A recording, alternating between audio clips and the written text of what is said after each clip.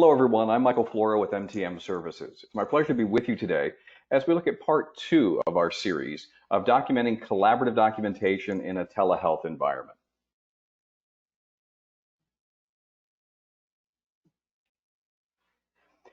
So first of all, let's look at our agenda for this afternoon as we look at how to document collaboratively in a telehealth environment. Remember from last time, we talked about working with the introduction with the consumer, going over the goals and objectives we're going to be working on in today's session, but then also seeing what kind of new or pertinent information has come up since the last time we spoke with each other. Remember, the plan from last session is the last thing I worked with you on last week and the first thing I worked with you on this week. So how do I actually do it? So one of the things I've asked to do is I've asked Joy Fruth from the MTM team to join us this afternoon. Welcome, Joy. Glad you're here. Hi. So Joy's going to kind of work with me on being the consumer in our role play today as we introduce collaborative documentation, as we look at the intervention that we're actually going to provide, and then help us at the end kind of wrap up from a consumer's perspective and perhaps some of the tips that she may also, from a consumer's perspective, or being on the opposite end of collaborative documentation, what that meant, and then kind of what we're hearing nationally as part of that.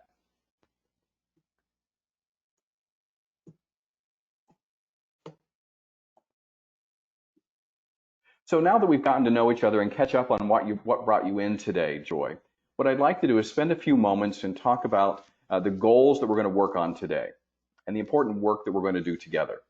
Remember that when we're wrapping up today, we'll write a summary with specific actions we're going to pursue for your treatment. I know that will help me be more accurate, and we both understand what are the most important aspects of our work together. So throughout our session today, we'll be able to see each other's screens. You'll actually be able to see the progress note as I pull up, and there'll be times where I'm going to minimize the screen so we can focus on each other as part of our work together. And that will give you a chance to contribute what is in the note from our work today. If you're working with an existing client, you want to catch up on what brought you in today. Let's review your treatment goals that we can work on today to begin our important work.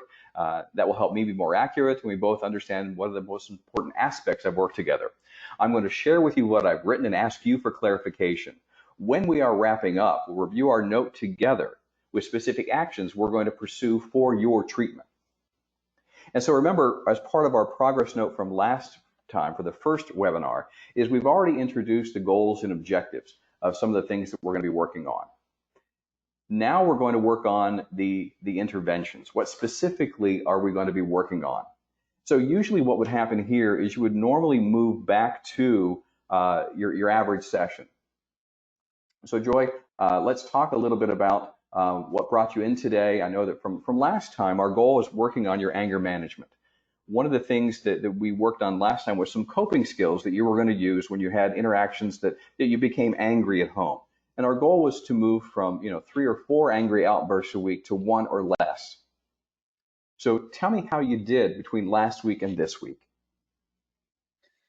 Well, my mom really pushes my buttons, so it's difficult. But I would say that using the techniques that we practiced, I had about 2 outbursts this week. So what specific coping skill did you find helpful from last week to this week? Well, I think for me, probably the best thing was to walk away, take a few deep breaths, which was very helpful, before coming back, and just calm myself before coming back to the conversation. Good. And I noticed from your diary card from last week, that's what you're able to do. So I think it's important to use your diary card to kind of go back and reflect of what you did, what worked, perhaps what you would like to do differently next time. Yes. Diary card was very helpful. Good. So team, as you can see, we would conduct our session like we normally would. The difference providing it in a telehealth environment is that Joy and I can see each other. We minimize the screen, so the only thing we have up is our work together. And depending on the modality you're using, depending on who's speaking, at that point, somebody's screen might become larger or smaller at the time. I kind of like the equal playing field screen. So both of us kind of see each other at the same time and are able to interact appropriately. And with that, what we're going to do is then document the therapist interaction. So based on what you've heard from Joy, some of the things we're going to look at today and document is, Joy, we're getting close to the end of our session. Let's stop here and document the important work that you've done. So we're going to start with the intervention. What specific therapeutic skills or work did we work on with Joy today? So I would document the therapeutic examples provided by Joy of recent family confrontations to review strategies for avoiding angry outbursts. And as part of our intervention, we actually role played some examples so Joy can continue to practice. Maybe some things, other than walking away, taking deep breaths, is really some things that she wanted to do in her diary card. So let's rehearse and practice some of those. And then we also work to identify whether there's some things that she could do, like check the facts. Is this worth getting angry about? Is this worth, something that I want to really push my button? Or what way can I react differently? Review the diary card for both positive prompts that might make things easier for her at home. So Joy, from a consumer's perspective, how helpful was it to provide, sort of therapy in your home as we're all distancing and social distancing and staying, safe with each other, but also kind of, did you feel any different between this session as opposed to maybe something that we had in our office together?